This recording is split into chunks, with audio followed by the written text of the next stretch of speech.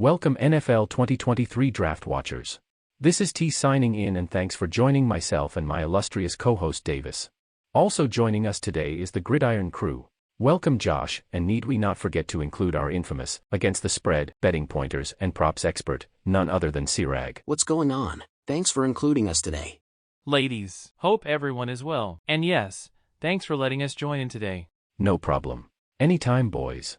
We will have the pleasure of Sirag joining us weekly in the fall once the regular season starts up. At that time, he will try to help you parlay some of your hard-earned cash into some bragging rights. But enough inflating Sirag's ego and onto bigger and better things like today's show. On the agenda is the who's who on the draft board, which kind of sounds like the Marvel comics that I used to read as a kid. We will also look at who you should be looking at drafting for Dynasty and upcoming fantasy leagues. So let's get started. Welcome to What's Cooking on the Gridiron with your hosts T and Davis. Join us as we chat about fantasy football and cook up and mix up the latest trending food and cocktails. Good day everyone, Davis signing in. To start this session up, let's review our original QB recommendations from March. Our posting was prior to the combine and all the chatter about the new QBs. But before we provide an update, let's review.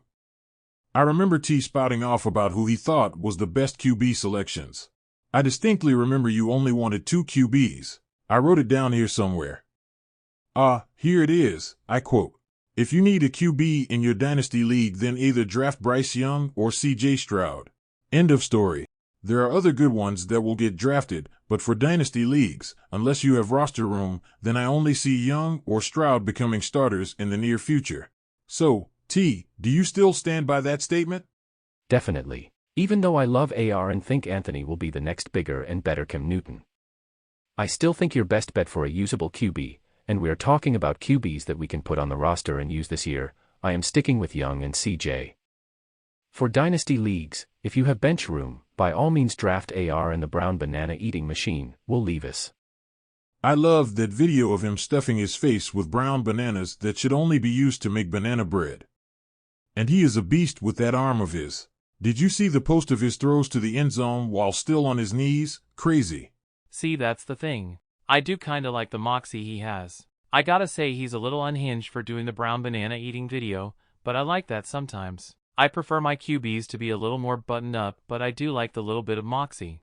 I really like Baker for that. Okay, if we're going to talk moxie, then we should be talking Joey B. Yeah, he's just got effortless moxie, he's just straight up cool like that.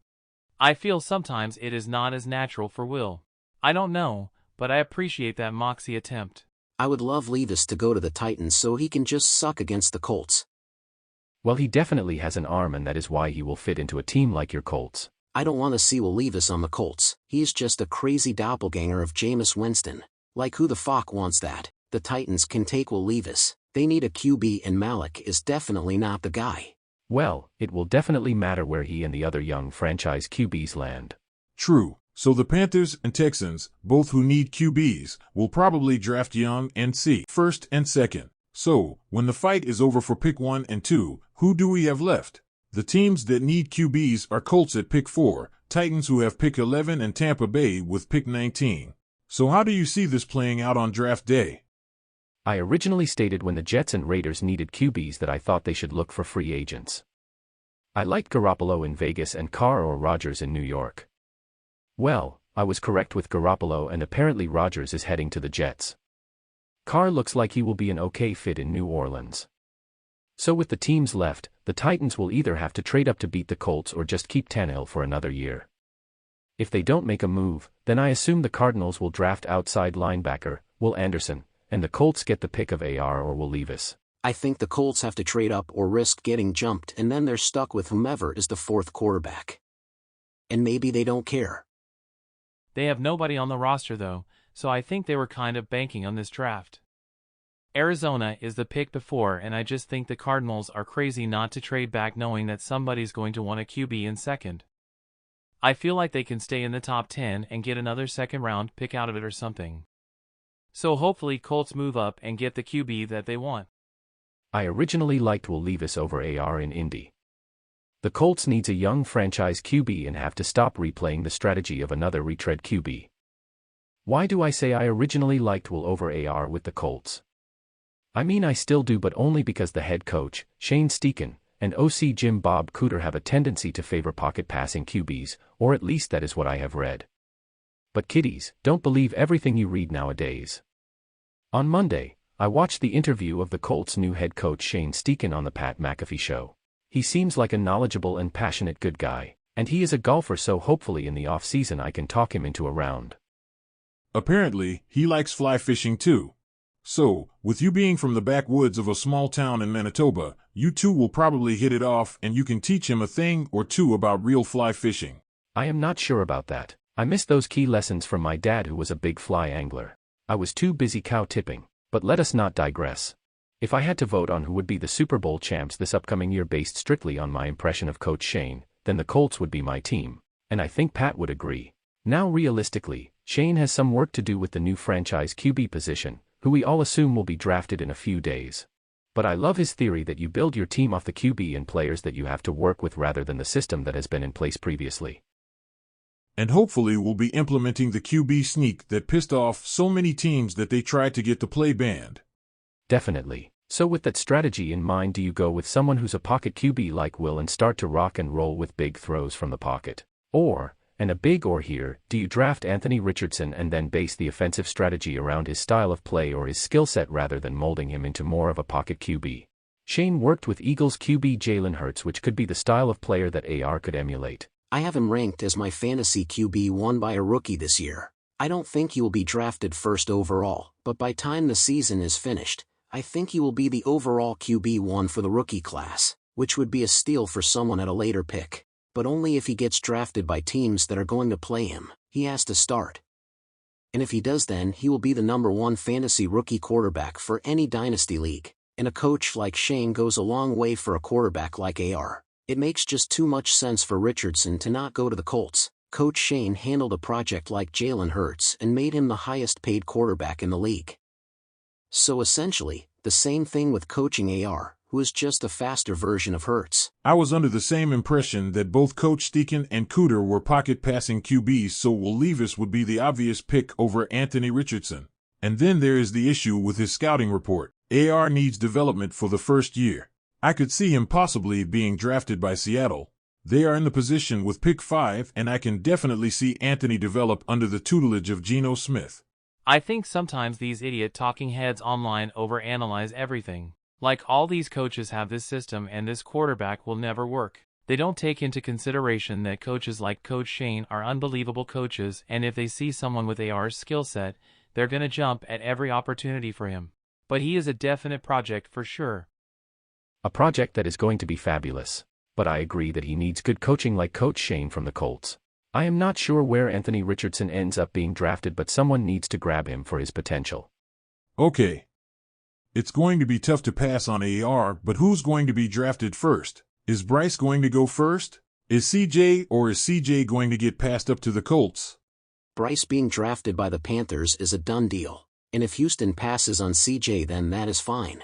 But I am seeing that they are trying to pair him and Jackson together like all the other college duos that have paired up and have had success. So, I think Young and Stroud draft 1 and 2. Although, I hear some chatter about the Texans taking a defensive player. Like, shut up. They are not passing on a QB. And then we have Hendon Hooker. Possibly could be drafted to the Vikings because Kirk has only got 1 year left on his deal. Okay, so, let's move on to wide receivers. The wide receiver class in the 2023 NFL Draft could possibly be the weakest at the position in half a decade, but that does not mean it is completely lacking talent. I agree. I think this is the weakest position of the drafts. This might even be weaker than running backs. I think teams find a lot of value in these types of wide receivers because there aren't any like clear-cut #1s. There's not going to be 6 receivers taken in the first round like last year. Exactly. Coaches are going to count on their scouts. I don't think there's going to be as many as there have been in the past, but I think there's going to be a lot of fantasy-worthy players taken in the 2nd, 3rd, and 4th rounds of the NFL Draft.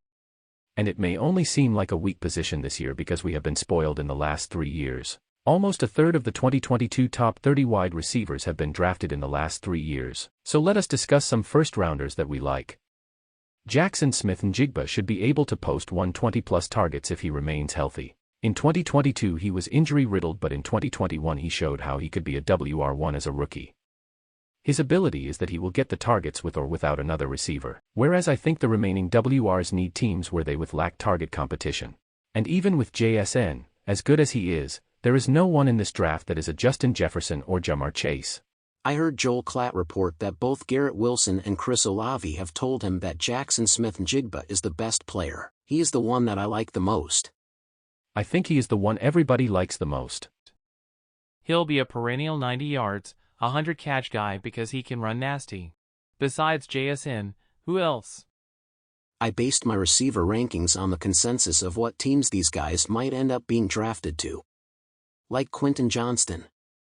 I heard perhaps he may go to the Chargers. If that is where he ends up, then he just got a top 5 quarterback throwing the ball to you. Quentin Johnston from TCU is my second. He is a great player with all attributes, size 6 feet 4 inches and 215 pounds with great speed, good catch radius, and impressive after-catch skills. He reminds me of the likes of DK Metcalf. I also like Zay Flowers from Boston College. He has some great explosiveness, but like many players in this draft, there are concerns for his size and ball retention ability. And then they're saying that Flowers could go to the Kansas City Chiefs. The Chiefs are definitely drafting one of the top receivers, and that automatically makes them valuable. Who would not want Mahomes throwing to you all day long? And way more value in Dynasty leagues too for those guys. I would love to see Jalen Hyatt, from Tennessee, go to the Chiefs. He's sick. T, who's the name that you like that we maybe haven't heard much about? I would say Jordan Addison out of USC. He seems to be everyone's number 2, but the rankings seem to flip daily. I have seen him rank low and relatively up high around 4 on scouting reports. He is fast with good maneuverability. He gets good separation but needs to work on his ball retention. And then there is Josh Downs of NC. Again, great speed like Jordan with the ability to stop and change momentum. He reminds me of Tony. He is tough at 5 feet 10 inches and 175 pounds. Yeah, he's someone that I'm sleeping on too. Those are the 5 for sure that are going to get drafted in the top rounds.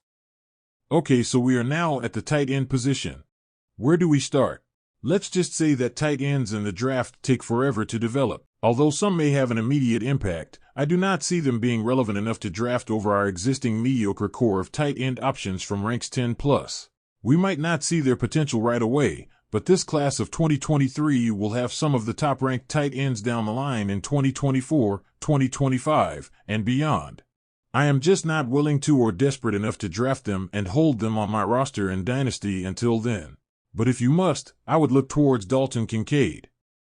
If he is drafted on an offensive-minded team, then he could possibly be in the top 15 by the end of the season, which would be great in redraft leagues. Well, I think it depends on the team. If Michael Mayer, Kincaid or Darnell Washington go to the Commanders, then they could be fantasy relevant right away.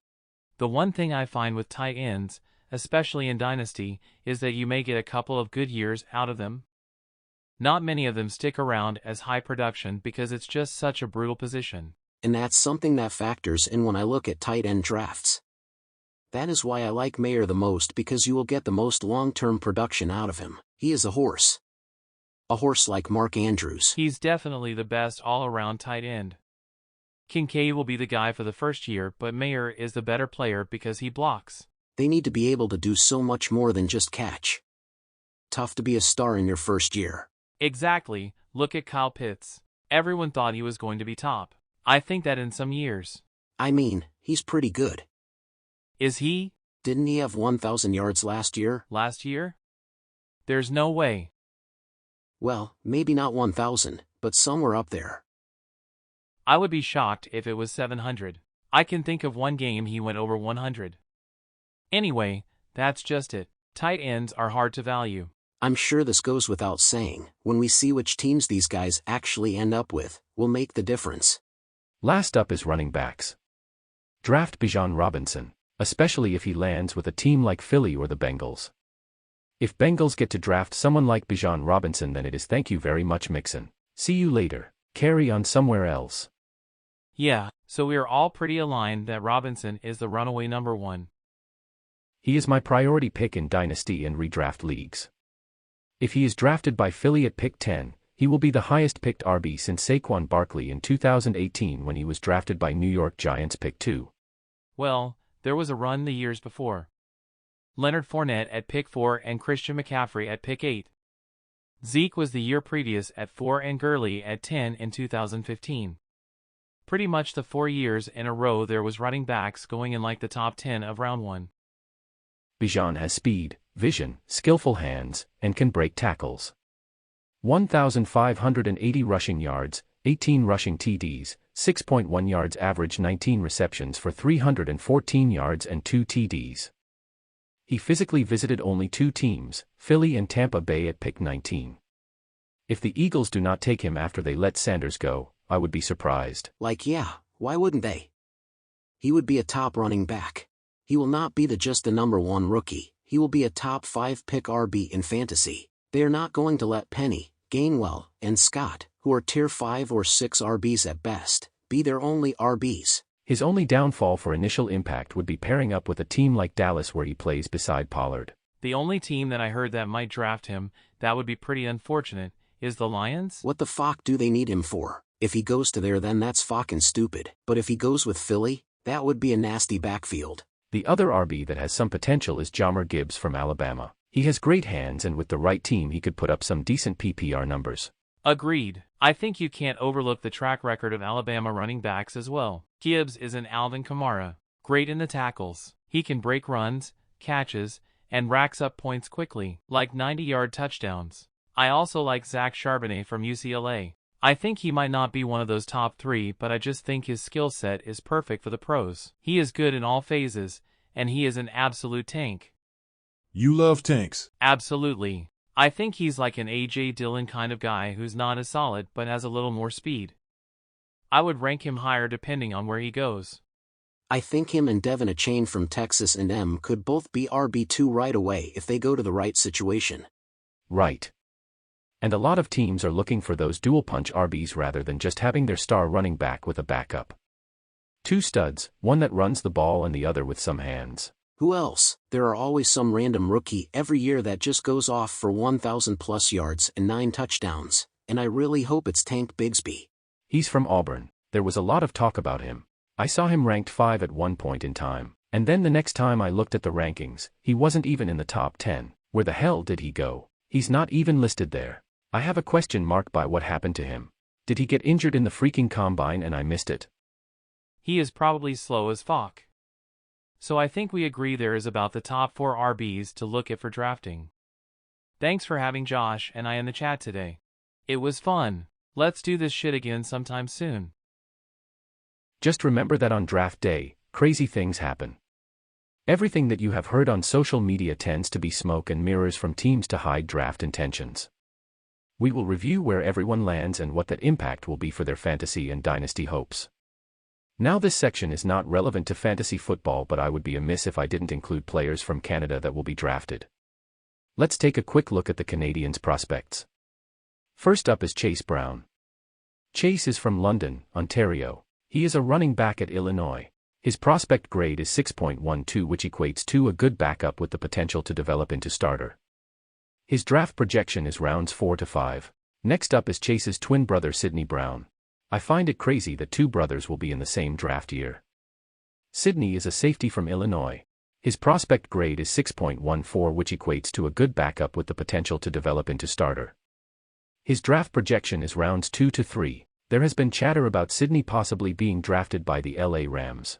Another Canadian is offensive lineman Matthew Bergeron from Victoriaville, Quebec. He attends Syracuse and his prospect grade is 6.39. Matthew will eventually be plus starter. His draft projection is round 2. And another Quebec resident from Bromont. He is an offensive lineman from Eastern Michigan. His prospect grade is 5.80, which equates to an average backup or special teamer. His draft projection is round 5. Next up is Tavius Robinson. He is from Guelph, Ontario. He is a defensive lineman from Ole Mississippi. His prospect grade is 6.18. He will be a good backup with the potential to develop into starter. His draft projection is rounds 4 to 5. Finally, we have Jared Wayne. His hometown is Peterborough, Ontario. He is a wide receiver from Pittsburgh. Good luck to all the Canadian prospects we will be watching this week. This is T signing off, and always remember, the most valuable player on your team is the one who makes the most players valuable. And this is Davis signing off. May all your fantasy football dreams come true.